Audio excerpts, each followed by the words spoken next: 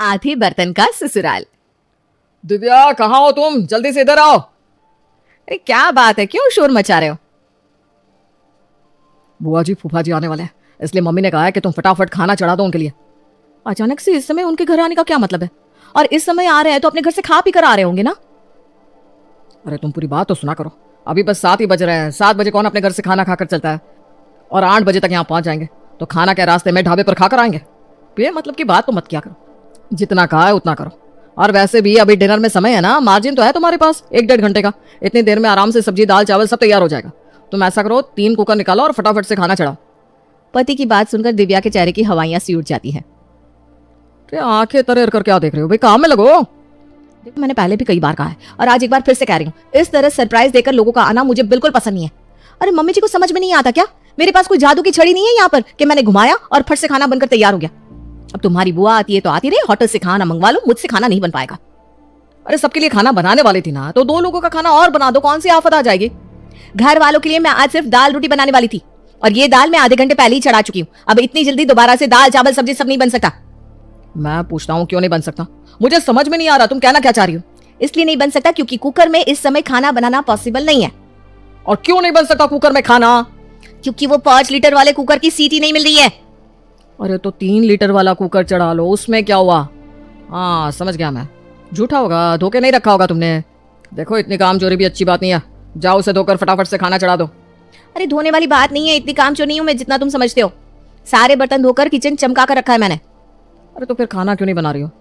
क्योंकि उसके ढक्कन की रबड़ नहीं मिल रही है। पत्नी की बात सुनकर मनोज को बहुत तेज गुस्सा आता है। ठीक है महारानी, एक कुकर की सीटी गायब है, एक की रबर गायब है, तीसरा तो जिंदा है या वो भी फांसी पर लटक के आत्महत्या कर चुका है। ऐसा करो, बारी बारी से उसे में दाल चावल और सब्जी चढ़ाओ। अब गलती तुम करोगे तो भुगतना तो तुम्हें ही पड़ेगा। देखो मैंने तुमसे कहा ना, आज कुकर में खाना नहीं बन पाएगा। बाकी 2 कुकर की तो सिर्फ सीटी और रबड़ गायब है, तीसरे वाले का ढक्कन ही नहीं मिल रहा। अपने खुद के लिए दाल ना मैंने पतीले में उबाल कर बनाई है। अब तुम ही बताओ, इतने सारे लोगों के लिए मैं फिर से खाना बनाऊंगी तो भगोने में पकने में कितना समय लगेगा? पत्नी की बात सुनकर अब तो मनोज अपना सर ही पीट लेता है। दिव्या हद होती है भाई, तुम्हारे जैसा तो दुनिया में कोई और हो ही नहीं सकता। बिल्कुल सिंगल पीस हो तुम। पूरा दिन तुम इसी रसोई में रहती हो, फिर ऐसा कैसे हो सकता है कि सारे कुकरों का कुछ न कुछ सामान गायब है? अब तुम क्या चाहती हो? जब फूफा जी आए तो हम उनसे ये बोले कि हमारे घर में तो आधे बर्तन है और आधे बर्तनों में हम खाना पका नहीं सकते, इसलिए आज खाना आप गुरुद्वारे में खा लेना। देखो अब मुझ पर चिल्लाने से कुछ नहीं होगा। बेहतर यही होगा कि तुम फिलहाल अपने मेहमानों के लिए खाने का इंतजाम कर लो, वरना बिना बात के उनके यहाँ पहुंचने पर तुम्हें ही शर्मिंदगी का सामना करना पड़ेगा। बाद में जब मम्मी जी कुछ बोलेंगी ना तो दोष मुझे मत देना। मैंने तो तुम्हें समय से ही बता दिया कि मेरी रसोई में इन आधे अधूरे बर्तनों के साथ आज खाना नहीं बन पाएगा। दिव्या की बात सुनकर मनोज तेज कदमों से घर से बाहर निकल जाता है और रेस्टोरेंट पे जाकर वो फूफा जी के लिए खाना पैक करा लेता है। दिव्या तू यहाँ बैठी है? मनोज ने तुझे बताया नहीं कि उनके फूफा जी आने वाले हैं, उनके लिए खाना बनाना है? बताया था माँ जी, आप चिंता मत करो, बुआ जी फूफा जी के खाने का इंतजाम हो गया है। अरे बहू, तब से तो तू बाहर बैठी है, किचन में गई नहीं। बिना किचन में गए भी खाना बना ले। नहीं मम्मी जी, वो मनोज कहने लगे कि अब तुम कहाँ बुआ फूफा के लिए अलग से खाना बनाने में परेशान होगी, मैं रेस्टोरेंट से उनके लिए बढ़िया सा खाना ऑर्डर कर देता हूँ। अच्छा, अभी थोड़ी देर पहले तो मेरे पास से दन आता हुआ निकला था कि जाकर दिव्या से बोलता हूँ बुआ के लिए खाना बना दे। यहाँ पहुँचते पहुँचते उसके विचार कैसे बदल गए? अरे सच सच बता, कहीं ऐसा तो नहीं कि तूने उससे कहा कि बाजार से खाना लिया? अरे नहीं मम्मी जी, मैं ऐसा क्यों कहूंगी? जब अपने परिवार के लिए खाना बना रही हूँ तो बुआ फूफा के लिए भी तो बना सकती हूँ ना मैं। ऐसा नहीं था कि दिव्या की सास अपनी बहू की चाल नहीं समझती थी, लेकिन फिर भी फिलहाल वो दिव्या को कुछ भी कहे बिना वहां से चली जाती है। ऐसा कोई पहली बार नहीं हो रहा था कि दिव्या को अपनी रसोई में रखे हुए आधे बर्तन मिल नहीं रहे थे। ये उसकी हर चौथे दिन की कहानी थी। दिव्या थी ही इतनी लापरवाह कि उसे अपने हाथ के रखे हुए सामान भी नहीं मिलते थे। पहले तो वो ये लापरवाही सिर्फ अपने पर्सनल सामान के साथ करती थी, लेकिन अब तो जैसे गुजरते समय के साथ उसकी लापरवाही बढ़ती जा रही थी। अब बात चाहे सूट के साथ मैचिंग दुपट्टे की हो या साड़ी के साथ मैचिंग ब्लाउज की, जरूरत के समय दिव्या को कभी उसका सामान मिलता ही नहीं, इसलिए वो बेमेल और मिसमैच कपड़ों में ही नजर आती थी। दिव्या की लापरवाही उसके कपड़ों से होते हुए अब रसोई तक भी पहुंच गई थी।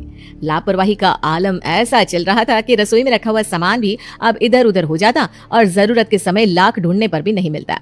कभी कुकर का ढक्कन गायब हो जाता, कभी चाय छानने की छन्नी ना मिलती। दिन बीत रहे थे। जब तक दिव्या अकेली बहू थी तब तक तो ये सब किसी तरह मैनेज हो रहा था, लेकिन समस्या तो तब खड़ी होती है जब घर में छोटी बहू सुष्मिता आती है। सुष्मिता की शादी के कुछ दिनों बाद ही सावन लग जाता है और वो पहले सावन का त्योहार मनाने के लिए अपने मायके लौट जाती है। कुछ दिन बाद सुष्मिता वहां से अपनी जिठानी को फोन करती है। दिव्या भाभी, मैं आपसे कुछ कहना चाहती थी। हाँ सुष्मिता बोलो।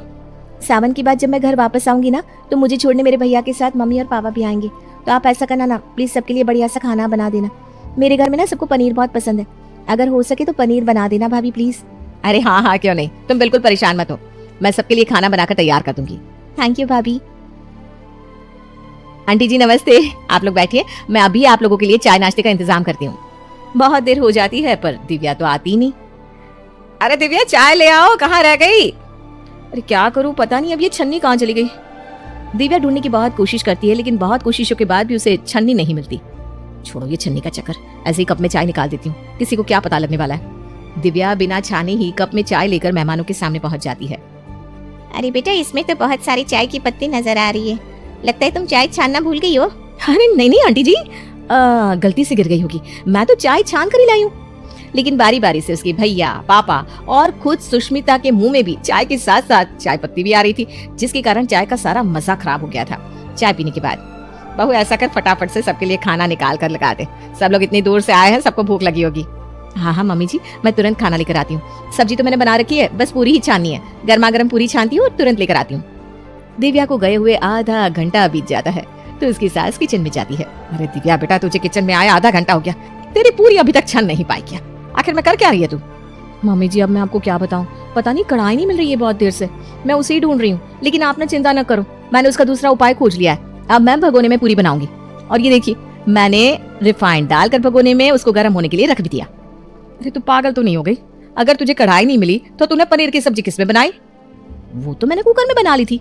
सत्यानाश नाश पीटी, तू तो हमें मेहमानों के सामने मुंह दिखाने लायक भी नहीं छोड़ेगी। पता नहीं कैसी सब्जी बनाई होगी तूने कुकर में।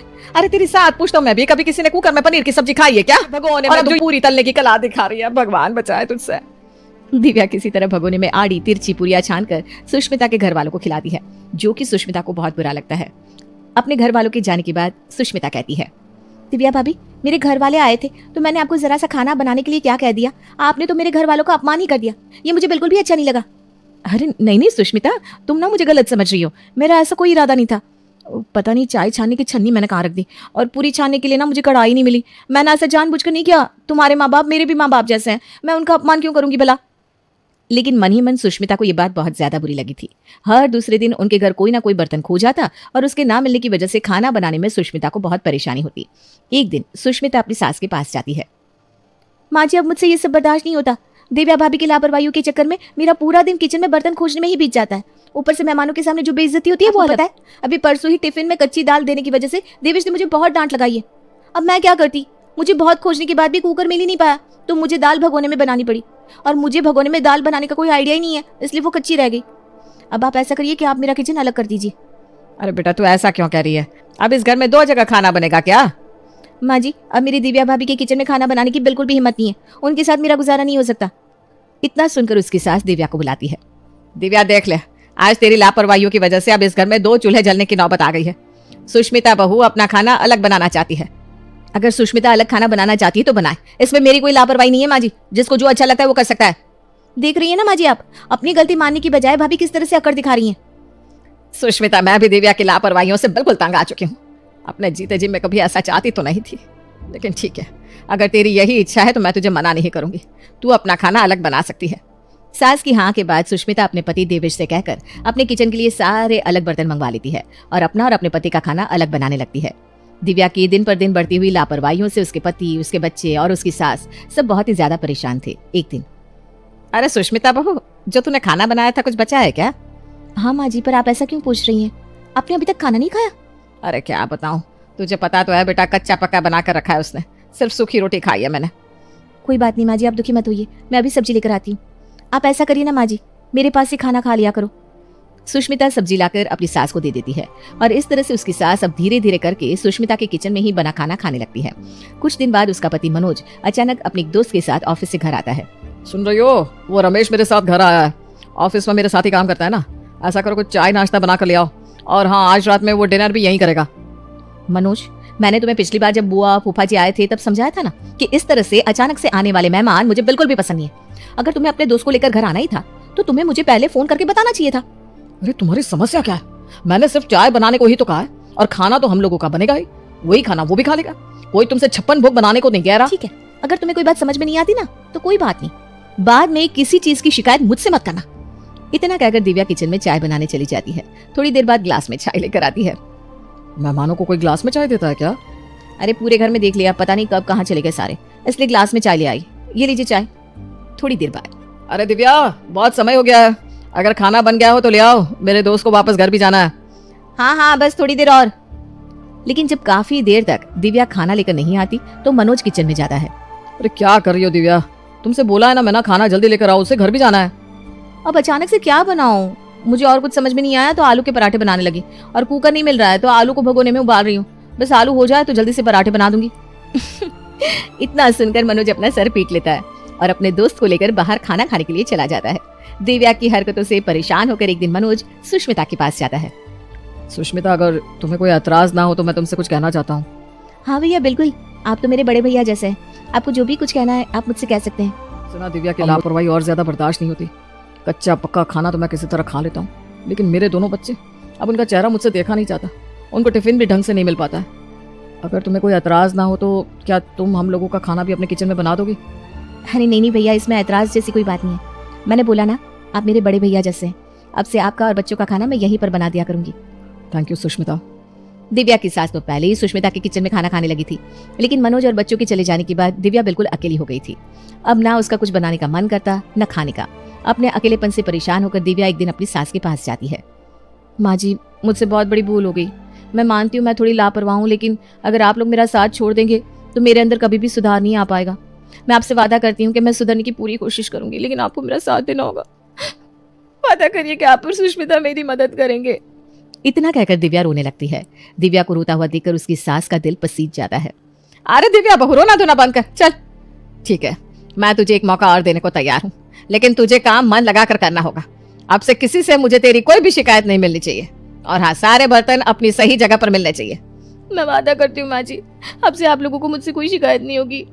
सास के कहने पर सुष्मिता और घर के सभी लोगों का खाना फिर से एक ही जगह बनने लगता है।